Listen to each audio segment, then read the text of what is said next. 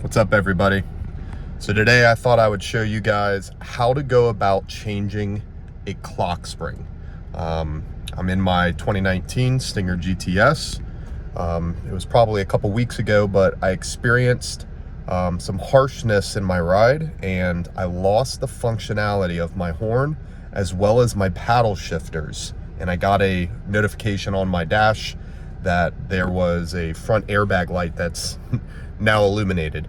That doesn't seem to want to go away. So I did a little bit of research online. It looked like it was a common problem for other makes and models as well. So today I'm kind of basically show you what that process of replacing your clock spring is right, and hopefully we can get some lights on our dash to go away. Here we have the airbag light right there, and as we are in drive currently, you notice you cannot use your horn. Sorry, I was not in drive. I'm in drive now. You can also, even if you're moving, upshift from any of the manual or normal auto mode with your paddles. And that is all interrelated. So could put the car in park, turn the car off, and show you what you have to do next. So some makes and models talked and made the suggestion that when replacing a clock spring, it might be wise just beforehand to go ahead and disconnect the traction control unit. So that's what we're going to do here.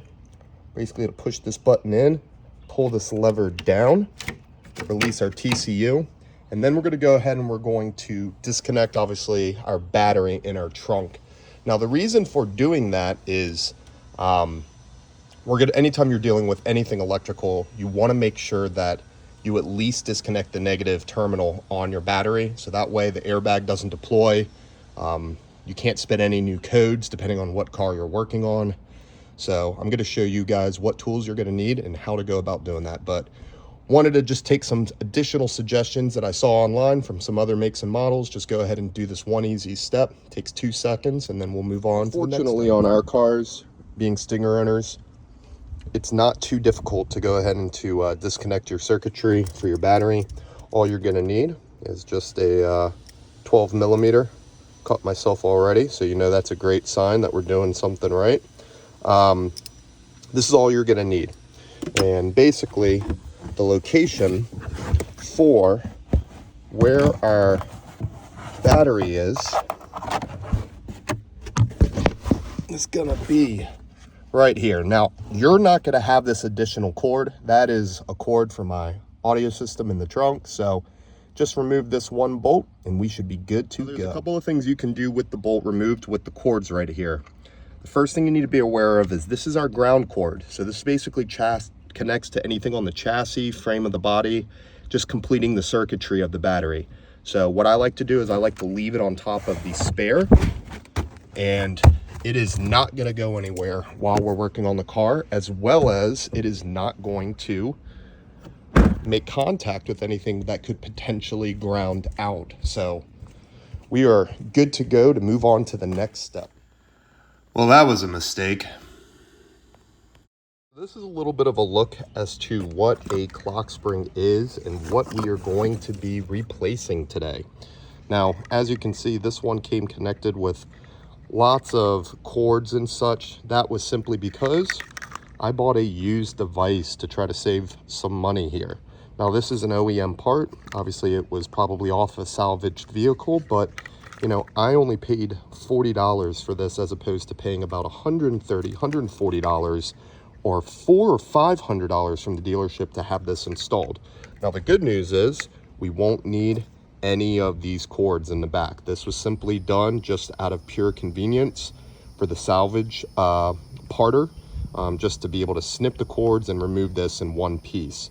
But you can go ahead, if you also do the same direction, you can also go ahead and just remove the cords yourself. While we're looking at this, let's talk a little bit about what everything in the clock spring does. First things first that we'll notice is you can see that this swivels. And the reason why this swivels is the clock spring is kind of responsible for sending information such as the steering angle and other driving characteristics to your car's computer. These cords right here, one of them is going to be connected to our horn input, and the other one to our airbag. Now this empty port up here, there's obviously going to be a cord behind our steering wheel that we're going to need to reattach. This is for all of our audio controls. So this is basically just a simple look at it.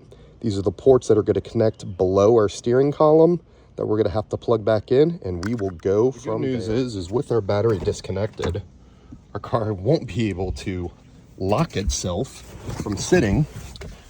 And as we can see, we have no digital information or any sort of power going to anything. So it is typically best practice before you disconnect your battery to at least put your driver's side mirror or window down, just so that way, you know, for whatever reason, if the car somehow locks itself, you bump the lock, you can still get in your car. But let's go ahead and let's get the camera set up so I can show you what the steps are for removing your steering wheel, which you're going to have to do. Before you begin removing your steering wheel, I do advise any Stinger owner to get something like a very narrow, long flathead screwdriver or an Allen wrench. And the reason for that is there are going to be 3 holes around our steering wheel that are clips that hold the steering wheel airbag inside the housing. Now we have to remove the airbag first, and obviously we will only ever do that once we have our battery disconnected, but that has to come out first so we have access to the nut behind the airbag that holds the wheel to the steering column. Now let me turn this camera around just so everyone can kind of see what we're going to be prying into and against in order to release the airbag. There are 3 holes that we have to access, and they're very hard to see, but as you can see right here, there's a hole on each side of our paddle shifters right underneath. And then we have, I don't know if I'm going to be able to get it on camera, a hole on the glossy part of this black piece that allows, right here, right where my nail is, that allows us to take our device to pry against to release the airbag. So I'm going to try to set up the camera in a way where you can see what I'm doing.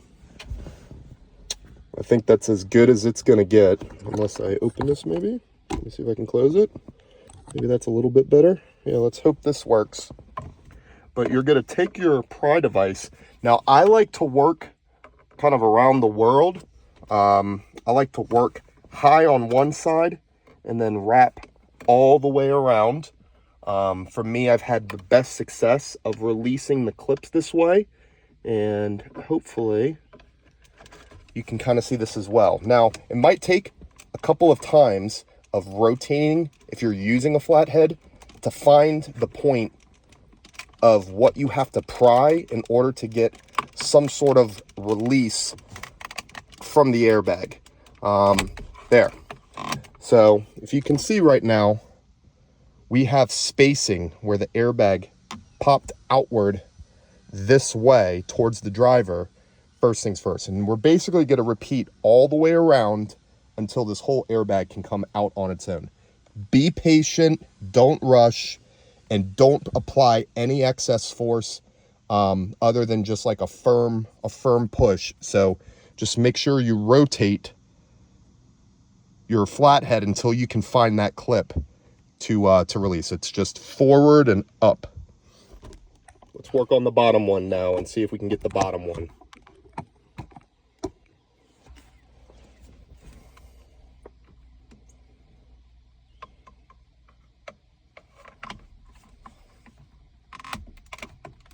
There we go. That one's out. We only have one more to go. Now, clearly I've done this a time or two, as I did have to change my steering wheel. And in order to swap your steering wheel, you do have to go through this whole process. And there's other YouTube videos that can demonstrate this as well. Now, this is the one that always likes to be a pain. So again, practicing what I preach, just rotate.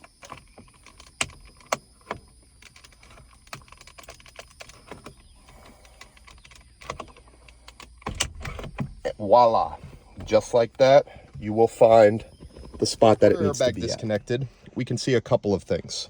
First off, we can see all of the electrical harnesses that are plugged in to our airbag unit. We have the 2 clips right there, and we have this 3rd clip as well that's connected to a lead. We can also see the steering wheel bolt that holds the wheel to the steering column, as well as the electrical harnesses up there that are going to have to get plugged back in. That is our audio control plug right there. So give me a second and let me go ahead and disconnect these. So with the airbag now released, we can get a good picture at what we're presented with and what we've already talked about. So first things first, as you can see, this is our steering wheel bolt. This is what holds our steering wheel to the hub that's connected to the steering column. We'll talk about how to get this off next, but we have our horn and our airbag connectors. Now, these type of connectors have slide releases that have to come off and have to basically come up first before it's going to release from the connector. You can go ahead and use a flathead screwdriver on one side and your fingernail on the other, and that usually works really well. Once you get one off, the other one is obviously very easy. We also have this cord right here that is just connected on one side with a little plug pin. You just pull that pin and it just comes straight off. So let me see if I can go ahead and get the camera set up and show you guys what that's like.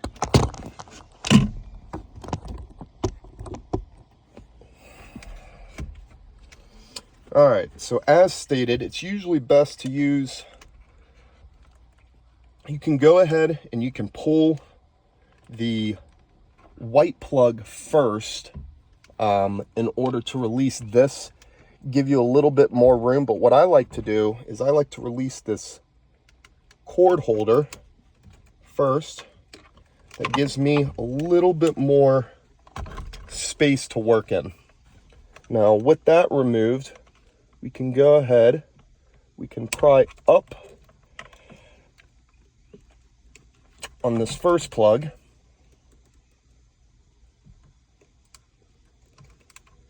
Just like that, just comes straight off. There's nothing to push against in order to release it, so it is just like a quick disconnect. Now on the second plugs, as I said, the best thing to do is use your fingernail on one side and pull up, and use a flathead on the other, and then you can easily release these. With one disconnected, the other one is even easier. You have more room, and now we have our airbag disconnected. Now it's important to note as well, before doing anything, that we keep our steering wheel straight this entire time. It's going to make the process of reinstalling the spring clock that much easier, as well as ensuring a few different things don't get out of sync. Now, part of the Stinger that the clock spring, the clock spring controls, is it also ties in with our backup camera. It basically is responsible for understanding the steering angle and the steering wheel position. So it does control the steering wheel grids that we see on our video device. So when you are going to be removing this steering bolt, which by the way is 21 millimeters, I found to be a perfect fit, the first thing you want to do is you want to take your same pry device and remove your audio harness plug. So let's get that out of the way first. Good. We can move these up and out of the way, tuck them behind our paddles, put this there, give us some more room. Now, you'll want to put your ratchet on, make sure that you have it in the correct direction, and you're gonna wanna hold your steering wheel on one side while removing this bolt, because it is going to be torqued down.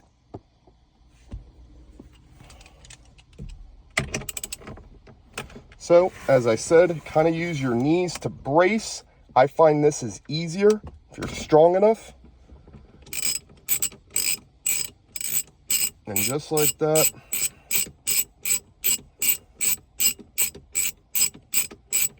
our steering wheel bolt can come out. And that is what that looks like. With our steering wheel bolt now removed, this whole steering wheel is free to come off. Now, actually, before I get the steering wheel off, let's take a note at these pink lines. These lines are responsible for the alignment of our wheel to our steering column. So we're going to want to make sure that when we put our wheel back on, everything aligns perfectly in line with those indicators. Be careful when you're removing your steering wheel that you're not pulling on any harness, that the harness comes out easily. Find a nice spot for your steering wheel. I like to put in my passenger seat. And now we can see the next step, which is going to be getting our clock spring removed. Now, from here, there's only one other piece that we really need to remove, and that is going to be the shroud housing in order to access what's behind here, as well as the clips. Now, the housing piece that we need to release is this top part. That's gonna give us the most amount of access. So before we do anything, let's go ahead and drop our lever and just make sure that our wheel and our column is as low as possible to give us some more space to work.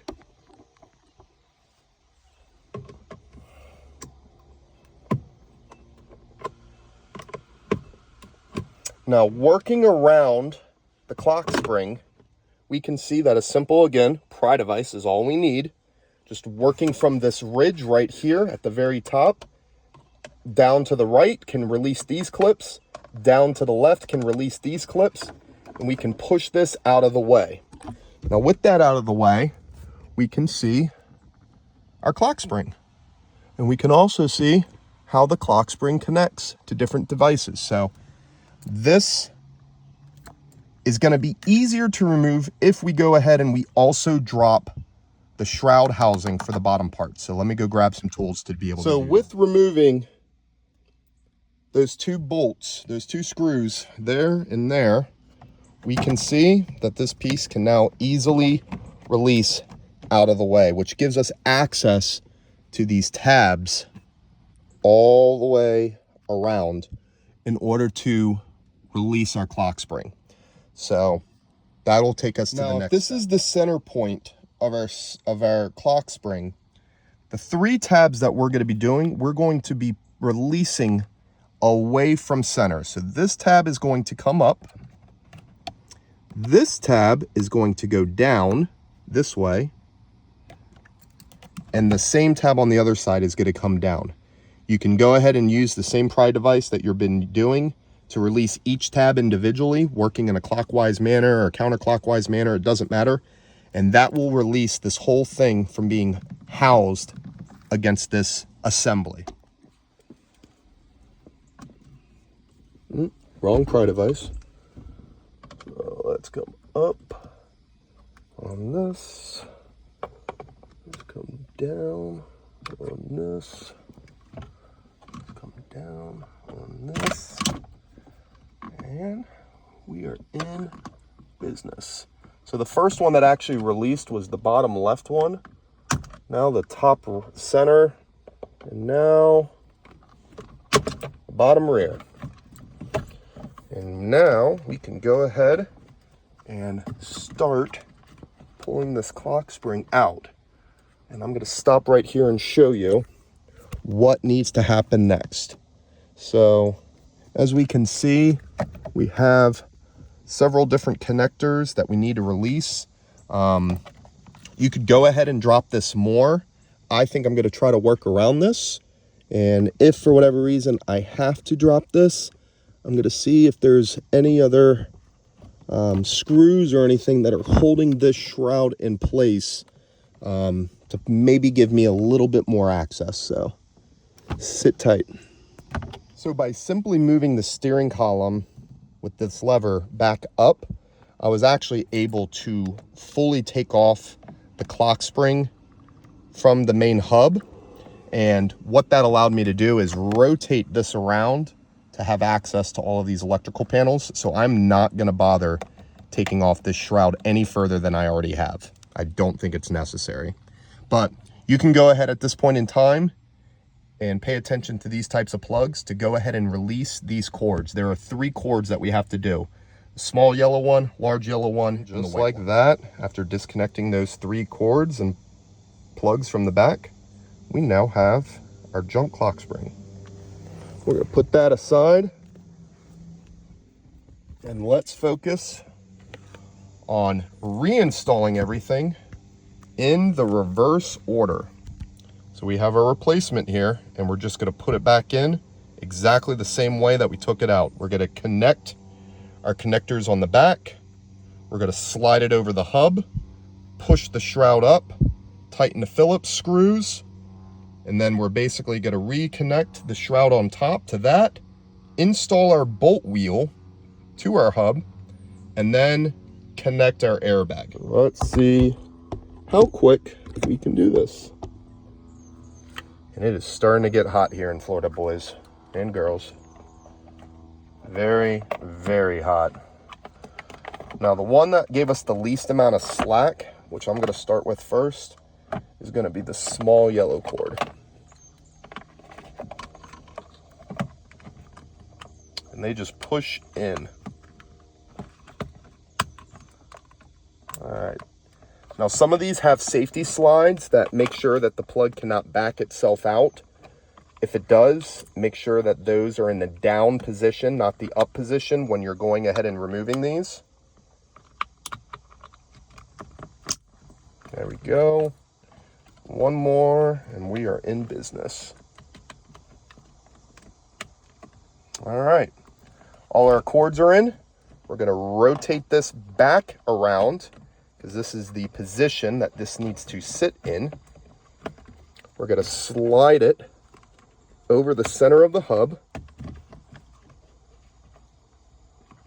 Make sure that everything is centered. Align all of our pins so that they're facing the direction that they're going to attach. I think I'm going to work on the bottom left and get that one in. I'm going to get the bottom right in.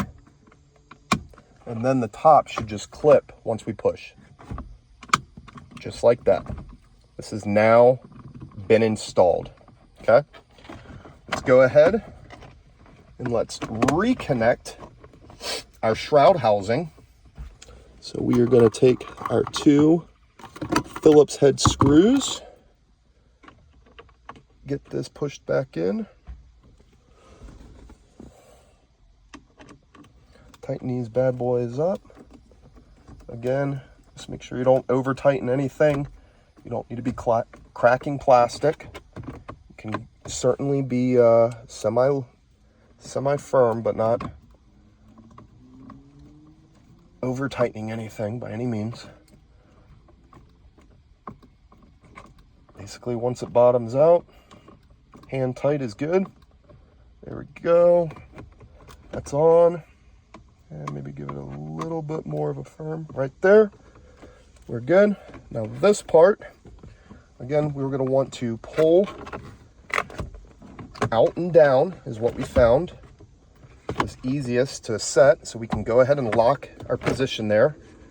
And this, just got to make sure we line everything up. I do think you have to set the back end first and get everything in alignment, and then it should just push.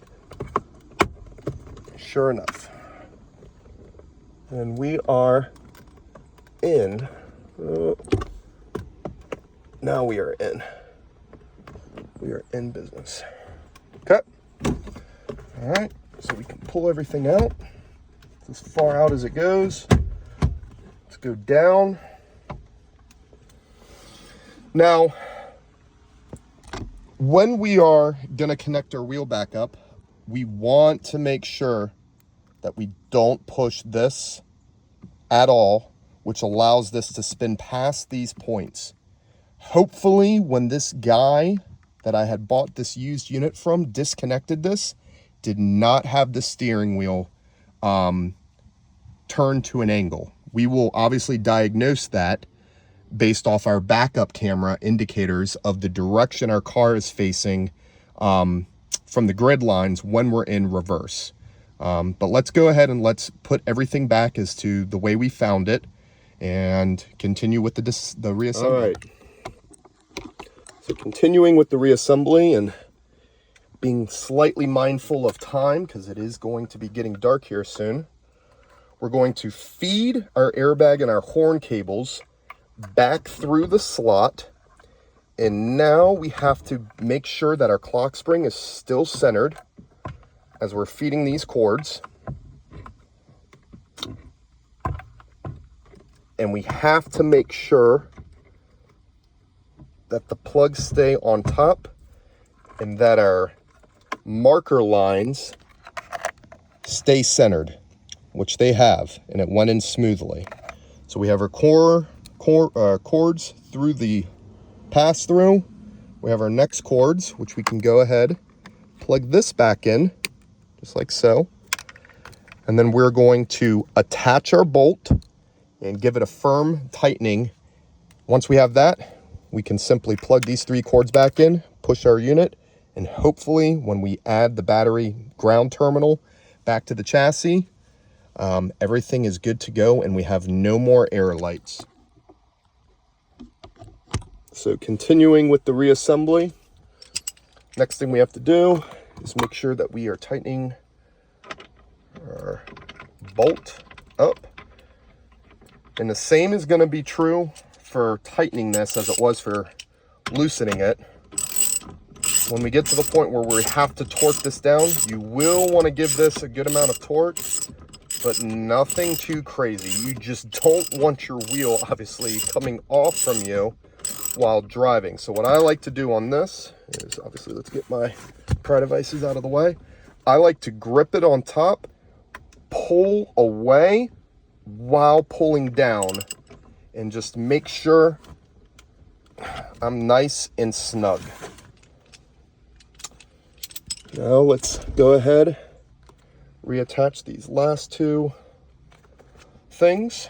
So we need to make sure that pink goes to pink, purple goes to purple, and this black plug with a white connector on it obviously attaches at the top. Now before I do any of that, I want to make sure that I have the orientation correct as to how this is going back. And the way that this is going back is going to be like this. So we need to make sure that we give our cables enough slack based off of the way that they're already bending existingly. And we are reattached. So with everything reattached, purple to purple, pink to pink, white plug to the white plug on the slot, we're going to make sure that these cords get back into this clear clip so that they're held tightly against the horn and the airbag, and then we're just going to push this unit back in.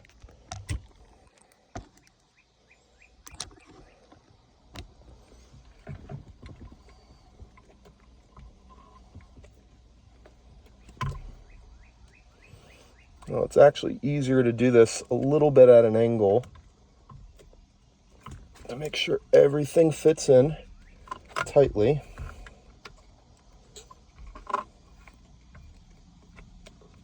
And you're going to want to feed some extra slack. And with that closed up, our job here is done. So simply get it centered and push. And we are back on. And that's it. So let's go connect our battery and see if we're good to go. Sometimes even our car guys make mistakes and then we have to pay for the consequences later. When disconnecting your battery, do not, I repeat, do not close your hatch. Now, I'm gonna make an edit in this video, but if you do close your hatch, an easy way to reopen your hatch is this port right here, and slide this white lever up. You're gonna have to climb in your car and do it from the inside, which for me was a little bit more of a process because we have our stereo equipment. So I had to unmount that, remove some tie downs, push it forward, climb over top of it, and release this. But here we are. With our battery reconnected, we can go over here, reconnect our traction control unit that we unplugged from earlier. Push down as we were pulling, sliding this over the top. That's on nice and securely. Close this up. And let's see if we are good to go, boys. Moment of truth. Did we save a bunch of money, or was this all for nothing? Let's give it a second. And voila, we have no more light. Yes, I know I have low washer fluid. How about that? $40 and about an hour of time to record this whole series of clips from start to finish. You can change out your clock spring. Let's see if our horn works. And horn works. Let's see if we can jump to gear. Paddles are working. Up, down, all around. We are good. Thanks for sticking with me throughout all of this. I hope this was helpful for some of you. I wanted to make it as thorough and detailed as possible. Yes, I know I have kind of a monotone voice, so I apologize for that, but go enjoy working on your car. Don't live in Florida and sweat like me.